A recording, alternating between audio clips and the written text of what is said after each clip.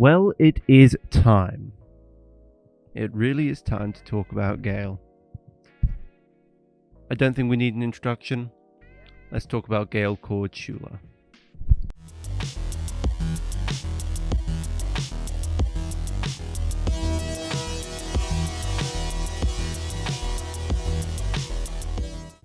Now, before we get into this, I want to talk a little bit about how I know about Gail. As with Brett, my first experience of Gail was from when I used to watch the Drunken Peasants podcast. She was actually a regular feature on there, where they'd watch recent videos from her talking about Jesuits and new khakis and a lot of pretty degenerate sexual content on in her videos. And it was funny. She was just this weird old woman who had an obsession with Brett Spiner from Star Trek and a bunch of other different political figures, ranging from Vladimir Putin to Hollywood stars. She was entertaining for that. She just seemed like a kind of a nut. And, you know, that's endearing in a way. But there's more to Gail than meets the eye. And I think, to start off, we'll talk a little bit about her early life. As with Chris, all of our information about Gail's early life comes directly from Gail.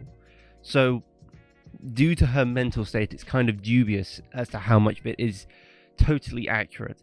But it seems pretty alright. There's a mini one on IMDb and a full one on her website. The one on her website spans over 2,000 words. So we're just going to read the mini one at the moment. Take it away, voiceover me. Gail Chord Schuler was born in 1957 to a fashion model mother from Japan, descended from the royal Osha Fujiwara family, and an Eastern Airlines pilot father, whose uncle was aviator Howard Hughes. At age 3, her parents divorced, and she was raised by a single mother in Miami, Florida. She graduated from Miami Palmetto Senior High in 1975, where Miss Universe Sylvia Hitchcock had attended. Though her family pleaded with her to go to the Air Force officers training, she turned down her acceptance and ended up graduating from Baptist University of America in 1983 with a degree in humanities, missions, and education. She surrendered to be a missionary while studying at Baptist University of America. She dreamed of a soulmate and decided to have an imaginary one who would certainly not threaten her marriage, and after watching Brent Spiner portray Data in Star Trek The Next Generation episode Pen Pals in 1989, she felt she found a vast person who could match the vastness inside her that screamed for existence. She opened her mind and heart as a friend to her pen pal Brent Spiner, feeling this would be a safe way for her to have an imaginary soulmate, knowing for certain that Brent would never have a romantic interest in her, and hoping for some type of pen friendship, safe and long distance. She began to have troubles with the state of Florida HRS in 1990 over an accident she had with her son, and wrote Brent about this. She noticed the Star Trek Next Generation episode The Drumhead seemed to tell her story about persecution from a government agency over a mistake. Brent had written a letter to Gail thanking her for sharing her thoughts, and Gail responded with a tape of her singing and piano playing. Her consuming passion for Brent Spiner led to him obtaining a restraining order against her. While married, she lived in Portland, Oregon, Sault Ste. Marie, Michigan, Miami, Florida, Seattle, Washington, Houston, Texas, North Charleston, South Carolina, and then in Seattle, Washington, when she divorced her husband in 2001. When Gail got the internet in 2011 and learned how to publish her own books, she got back into writing. She has published several books, has a book in progress, and also narrates her own audiobooks. IMDb Mini Biography by Gail Chord Schuler. Now, a lot of that actually seems fairly lucid. As Gail said in her biography, she first gained access to the internet in 2011. After gaining access to the internet, she released this video. In this video, Gail gives kind of a rambling description of her apartment, very typical of other schizophrenics. In fact, this specific video reminds me particularly of John Buller. In the description, she writes, The Jesuits are the villains in my new novel, Silver Skies. Silver Skies now available at Amazon.com as a Kindle book for $8.99 US. The forbidden movie version of Silver Skies stars Matthew McConaughey as the Silver Skies lead character, Don Ben Hurabak, and Dor Leaves is Brett Spiner's hometown, Maryland, Texas, because I wrote Silver Skies for Brett. 1994 to 1996, Gabrielle Channer, Gail Chord introduced herself on January 21st, 2011 from her apartment. Excuse the resolution, I'll think I'll get better with practice. Order Gail's writings here, and then a link to her blog. Hello, I'm having fun with my new Logitech Webcam Pro 9000, and my name is Gail Chord Schuler, and this is my apartment where I live. It's a mess. So I've decided to, this background is actually more interesting than me sitting on my bed. So I'm having fun with this YouTube video here. This is my book, Silver Skies, that I wrote. I was going to read from it, but I changed my mind. I just think it's boring, and I'm not going to read. I'm just going to introduce myself. I'm the author of my website, GabrielleChana.com. This back here, this exercise machine is what I work out on when I don't do it as often as I should. Today's date is, January the 21st, 2011. And I'm not really sure what I'm going to do with this Logitech Webcam Pro 9000. At first I thought I wouldn't show this place because my apartment's such a mess, but this is where I live. And I'm not sure I can figure out how to download this to YouTube, but when I go on YouTube, it's saying it doesn't recognize my that somebody has my email already, and I don't know how that happened. So I'm trying to just get onto YouTube, and I can't go past 10 minutes because if I go past 10 minutes, then I'm going to be past my account. But I have pictures of me, still photos of me on my website, but nothing real. So I'm really excited that the men in my life will get to see me as I really look. I might walk around a bit. So, see, this is my little exercise machine here. And believe me, my place is a mess. But sometimes I'll get on here and work out, This is what I wore at Walmart today, my outfit. Like I said, my place is a mess. I really am not the best housekeeper in the world. But this is my little machine here. My computer's right there. And I have two computers. I've got that one there, and I've got that one there. I'm going to get off. So I have worn my voice out, experimenting with different things to do with this. Right now, I think I'm just going to introduce myself, and that's it. I'm not sure what I'm going to do with the YouTube. So I love this. The resolution on this is awesome. It does a nice job making videos. I really like this Logitech. But I was going to read, but reading is really boring. So I'm just going to introduce myself. And I had a very busy day at Walmart today. It was crazy, which I've noticed it's really gotten crazy in there since I've made my website. And my website looks like I spent $100,000 on it, but I didn't. I just have worked really hard on it. And I'm going to see if I can figure out how to do this. So I am in bad need of a haircut. I can't afford one right now. I'm on a very tight budget. And I need to cook my food for tomorrow. I cook all the time. And here's the messy apartment where I live. There's my closet. My mother gives me lots of clothes. They're back there. My bathroom's back there. My bed's over here. And these are my drawers. And I like a little bit of clutter. It makes me feel creative. So as you can see, I don't have the neatest apartment in the world. And I tried singing. It was a disaster. So I said, I'm not going to do that. I think it's actually more interesting if I'm just myself. So I'm 53 years old right now. And this is what I wore to Walmart today. This is my uniform. and I haven't got out of it yet. Anyways, I'm introducing myself, and this is where I live. A mess. But, I just thought the men in my life would like to see a moving, living picture of me, so here I am. And you know what? But I'm not. My voice is really wore out. I tried singing earlier, and it was kind of a disaster. But I love I'll Be With You in Apple Blossom Time from my novel. Let's see, where is that? Oh, you know what? I don't have it in here. Can't believe that. Oh, it's the wrong book. That's why. It's part 2. So I'm going to end with this song.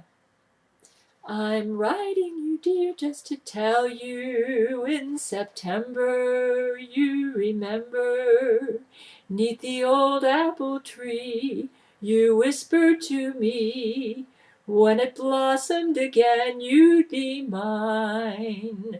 I've waited until I could claim you. I hope I've not waited in vain. For when it's spring in the valley, I'm coming, my sweetheart, again. I'll be with you in apple blossom time. I'll be with you to change your name to mine. One day in May, I'll come and say, happy the bride the sun shines on today. What a wonderful wedding there will be. What a wonderful day for you and me. Church bells will chime. You will be mine in apple blossom time. My voice is tired. Anyways, hello. Hi, Brent. Hi, Vladimir. I hope you all are doing great. I love you both. And I'll give you the regular pictures of me on YouTube. Enjoy it. This is great. You guys get to see me living and moving. Now, in the full version of her biography, we get a little nuttier. That little bit there was from the IMDb page, and that was pretty stunning. So I'll read you the first segment from the other one, from her one on her website. Gail Chord Schuler was born in 1957 to a fashion and swimsuit mother from Japan, descended from the royal Osha Fujiwara family, and an Eastern Airlines pilot whose uncle was aviator Howard Hughes. That's the same, that's normal, she just added a bit more detail into the full version. Next sentence. The Jesuit Order's genetic profiling team immediately became aware of her unusual genetic profile of King David and Catherine the Great, and strove to kill her as a baby by giving her an allergy to her formula.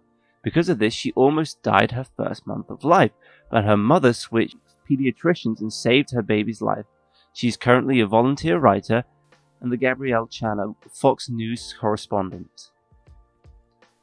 Yeah, the whole thing is like this. There's just the IMDb one seems lucid and sane, while the one on her website isn't. Gail believes she's been targeted by the Jesuit Order and their evil commander, Zach Knight. Oh, and his spouse, Rule 13. But they defected and joined the Church of Gail at one point. Oh, and Zach was the Antichrist until he was tricked into giving that up by Satan over to Angelina Ballerina. Oh, also, one of the Jesuits' main men is Bubba, the Black Jesuit, who she describes as big, fat, and morbidly black. He works at the Jesuit. He used to work at the Jesuits' homosexual compound in San Francisco before San Francisco was destroyed. There's a lot to this story that I'm not really going to go into because I don't think it's important. But there's a little bit of a summary that I'll read quickly, which is from Zach Knight's Church of Gael wiki page. Zach Knight is the current leader of the Jesuit order and currently a member of the Church of Gael, along with his spouse and fellow Jesuit, Rule 13. He currently occupies the number 3 spot on Gael's marriage list, with Rule 13. As the leader of the Jesuit order, Zach oversees the production and application of all Jesuit technologies and is responsible for keeping the Jesuits' gene pool strong by having sex with the female Jesuits. Zach Knight was eventually defeated when the Gael shield ricocheted one of his super Nukaki blasts back at him, annihilating all of the Jesuits except for himself, Rule 13, who was staying with the Church of Gael, and Angelina Ballerina. Angelina Ballerina then took up leadership of the Jesuits after resurrecting all of them, and Satan tricked Zach Knight into handing over his Antichrist powers to her. However, Gail managed to get in contact with Zach Knight and convinced him to turn over to the side of Jesus so he could be with Rule 13. Knowing of Zach Knight's true love for Rule 13 and history of having sex with hundreds of Jesuit women, Gail amended her prenuptial agreement to allow his and Rule 13's relationship to continue. After both the Church of Gael and Pink Spaceship crashed on Earth, Zach Knight faced off against Angelina Ballerina in a climactic battle to save Rule 13, who had been kidnapped by Angelina. Zach Knight pulled down his pants and revealed his glowing, perfect penis, causing millions of Jesuits surrounding them to be sent back by a shockwave.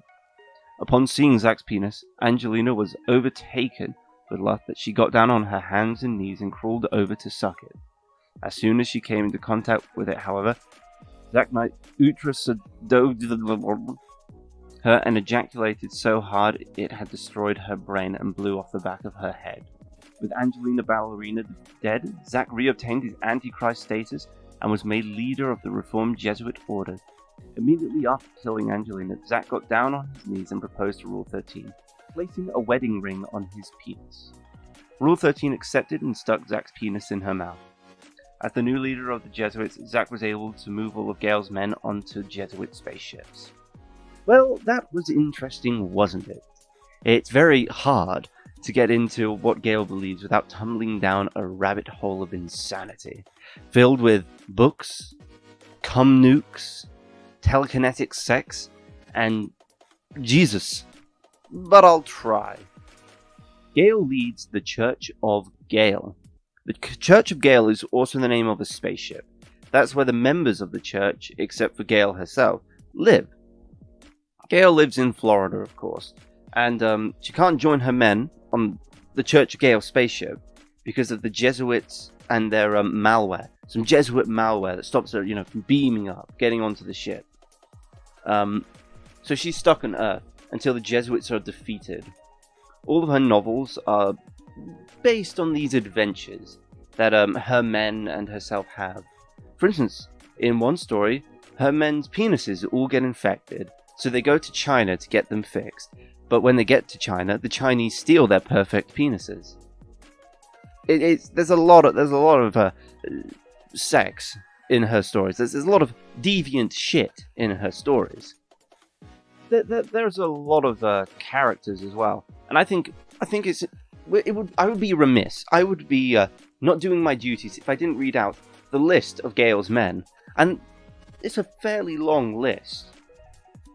You have Brett Spiner, Vladimir Putin, Matthew McConaughey, Hugh Jackman, Terrence Jenkins, Waldo, Keith Morgan, Edward Prendergast, Tony Blair, Hu Jintao, Will Smith, David Hasselhoff, Sean Connery, Robert Pattinson, Chuck Norris, Jude Law, Tommy Lee Jones, Pierce Brosnan, Keanu Reeves, pronounced by Gail as Keanu, Jim Carrey, Johnny Depp, 50 Cent, Orlando Bloom, Tony Stark, Sam Barbary, Robin Williams, Jason Momoa, Optimus Prime, David Duchovny, Nicolas Cage, Carl Sagan, Hugh Laurie, Zac Efron, Kim Jong-il, and last but not least, John Cena.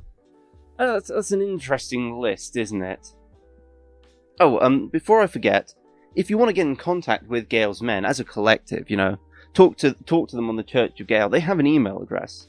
And it's pretty easy to get to. It's gailsmen@yahoo.com. Remember that. If you want to get in contact with Gail's men, who talk to her regularly on through email or through Skype, or sometimes they go to her house, you can contact them at gailsmen@yahoo.com. So, that's the basic overview of Gail, of Gail's world, of the villains and heroes and love, and her Gail's men, you know? And now, let's just take a moment and snap back to reality. That's enough wading through the schizophrenic mess that is now Gail's entire belief of her reality. Gail's schizophrenic. I think that's fairly obvious from the insane things she believes. Gail is a paranoid schizophrenic woman who doesn't know that she's schizophrenic. She believes her medication is for a yeast infection. A mind-controlling yeast infection that Jesus tells her to take over Skype. Oh, it was Jesus that told her that, it was Skype Jesus that told her that this is a mind-controlling yeast infection and these pills help stop it. And of course she talks to Jesus quite regularly over Skype.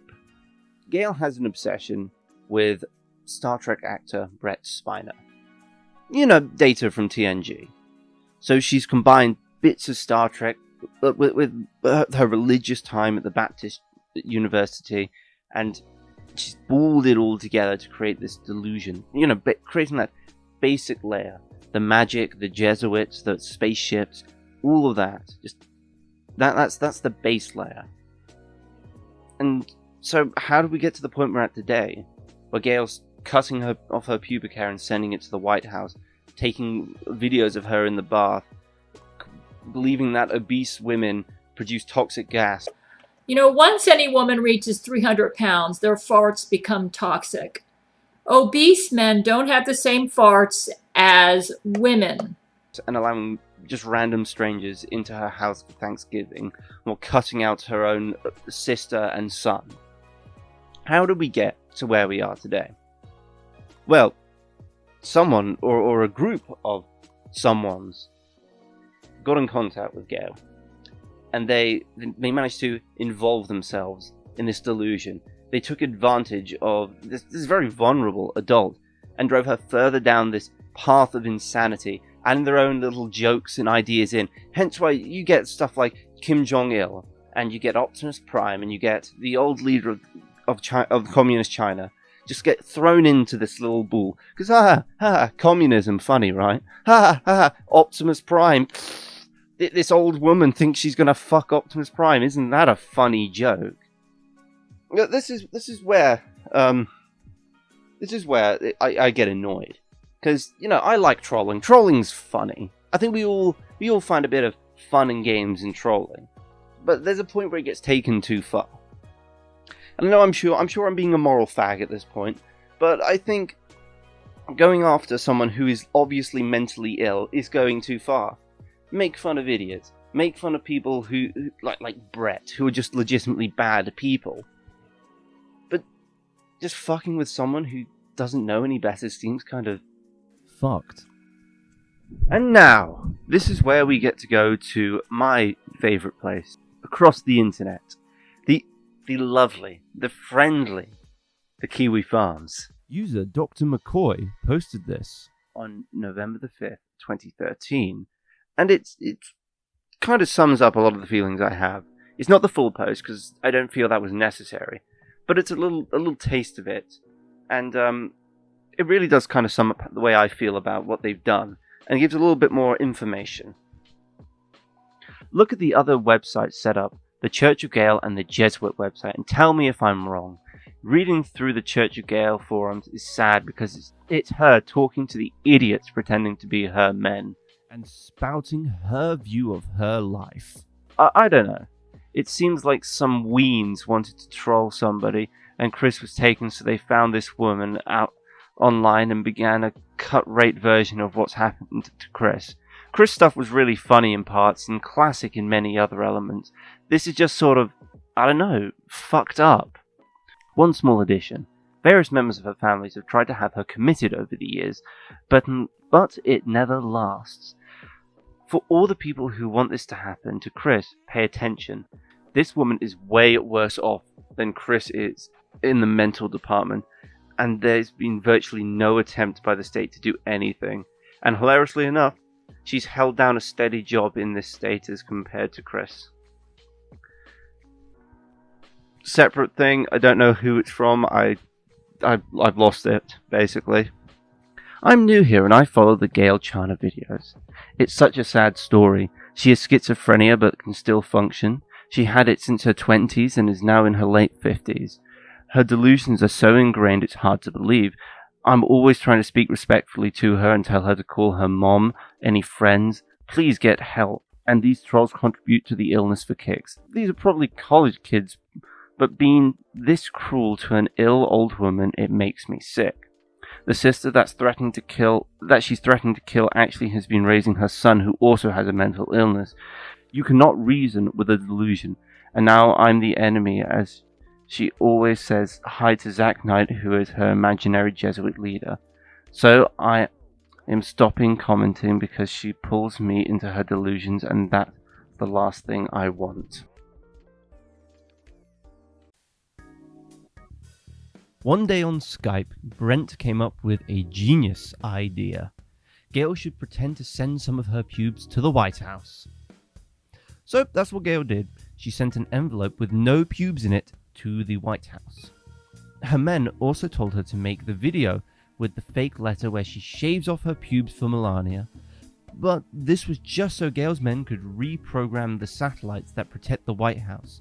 You see, Melania had programmed these satellites to only let retards into the White House, as well as Donald Trump, her scientists, and her secret police, and Melania herself, I guess.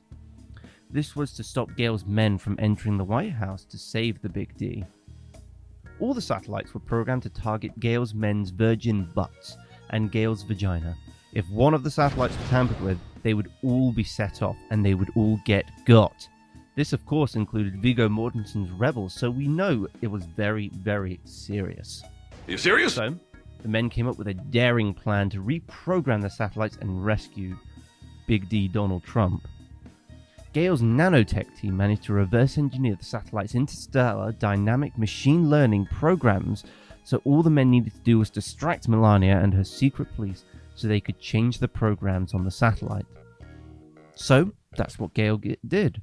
That's why she made the video, sending her pubes to the White House, to distract Melania. This gave Gail's men time to use their invisibility shields and reprogram the satellites to target Melania's vagina, as well as allowing the genius-level IQs that are, of course, Gail's men, enter the White House safely. Interesting side note, Melania has a magic mirror that tells her that Gail is the sexiest woman in the world. Oh, that's hot.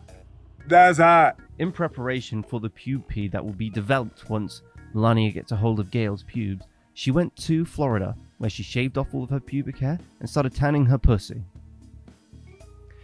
Gail's men got into the White House to save Donald, but they're outnumbered by Melania's evil police and her supporters. But don't worry, the Big T Rump has an amazing plan. Using his gigantic galaxy brain, he throws a giant rally going on about how wonderful, beautiful, and kind Gail is. I love Gail. She is the kindest person on earth, the kindest. She's the greatest asset this country has. Come on, everybody, let's join hands together in prayer for Gail. While, of course, talking about how awful, cruel, and mean Melania is. Melania is very bad. She's the worst. She won't let me stay up late and talk to Gail or play Fortnite. This, of course, converted everyone to Gail's side. Everyone kept this a secret from Melania, who is now off sunbathing in Florida. Her previously loyal followers tell her that they are constructing the pube pee now. Melania, of course, stays in Florida, and all of her public appearances are performed by her robot doppelganger. Melania sends some of her secret police to Florida to execute Gail, but she doesn't know that they're all now loyal to Gail. So Gail's men told her to make a video saying that Melania's men have come to take her away, and then she has to stay off social media to trick Melania. But Gail could still go outside because of the Gail android from 2012. This, of course, caused people to not notice and not recognize Gail. While this is all happening, Brent dons a disguise as a scientist to bring the fake pupae to Melania. The fake pupae, of course, is made out of Vladimir Putin's chest hair, because that's very similar to Gail's pubes. Hidden within the fake pupae is, of course, a fully automatic AR-15 that Melania's guards don't find because they didn't search the pupae. Brent pulls out his AR-15, points it at Melania, looks her dead in the eye, and says in his best cool guy voice, "You have till the count of pube." Pube. He threw the fake pupae down on Melania's vagina and beamed back up onto the Church of Gail, saving the day. To wrap things up, Gail and Brent are madly in love, and Jesus says, Gail is awesome. So that's the pube story. According to Gail. Of course, Gail didn't mention that her mother was paying her to clean her house because Gail had lost her job and so didn't make any money. And of course, I think a more important part of that would be Gail lost her job and her only source of income because of the people who are trolling her. Gail's life, as much as there wasn't really any chance for there being normalcy due to her mental illness, really has been getting fucked up by these people. I think a lot of I think a lot of this kind of puts into perspective what these guys have done to Gail. She's been totally ostracized from her son, from her sister, from her mother, from her family. They try to get her locked up because she needs to be institutionalized. She needs to be locked up for her own safety, for her own good. And they've been trying for years, and nothing's been done about it. And she's just allowed to be toyed with by these people, like a fucking cat playing with a wounded animal. And it's sad. It's legitimately quite upsetting to me. And I'm sure a lot of people are going to call me a moral fag, going to say, "Ooh, but you're okay with trolling other people." Hey, yeah, sure, whatever. I don't care. I legitimately don't care that much when it comes to trolling. If you are perfectly mentally healthy, you're the kind of person who will, and you're still the kind of person who can get trolled. It's your own fault. Learn how to get off the internet. Learn to grow some thicker fucking skin. But someone who is mentally incapable of that's something completely different. Chris and Gail are two very different stories. Chris didn't go away. He could have. Chris could have gotten a job. Chris could have done so many different things, but he didn't. I don't think Gail had another choice. Gail is totally debilitated by this mental illness, and these people are just making it worse. She's now so invested in this make-believe world that I'm not sure she could ever be pulled out of it completely. And that's kind of where I'm going to leave it. Gail is not well, and as much as I enjoy a good bit of trolling, a good bit of fucking around, fucking someone's mental state, fucking with someone who is in such an unstable mental state, is just fucked. I just don't want Gail to end up the same way Terry did. Her trolls really have just taken over her life. And that's kind of where it just isn't funny to me. It was funny when I thought it was just a mad old woman who believed these things. You know, she's just some crazy lady who's having a bit of fun, saying these random things on the internet and writing books about them. And it was funny when I thought it was just her. But then you see the more sinister side, where she talks about emailing with her men. These trolls who are convincing her of these things. And then you've got these videos that Gail makes where you can hear them. You can hear these fucking assholes taking advantage of this mentally deficient woman. This woman who's just been destroyed by a degenerative illness. And that's where it stops being funny. Chris was funny because he had the capability to do better. And he was given these opportunities, and people often pushed him to try and make the right decisions, but he didn't do it because of who he was. And that's kind of where it was a bit more grey. Terry, to an extent, was funny just in what he said. You didn't need to push Terry to say funny things. He would come out with these insane, rambling diatribes about CIA and how they glow in the dark. And Gail, it's you thought it was originally just her being insane, but it's not. It's these people manipulating her. And I know I probably sound a bit preachy, but I don't think that's alright. I just don't find it funny. I think it's fucked up. Thanks for watching the video. If you liked it, don't forget to subscribe and like the video. Leave a comment underneath and join the Discord. Thanks for watching. Bye.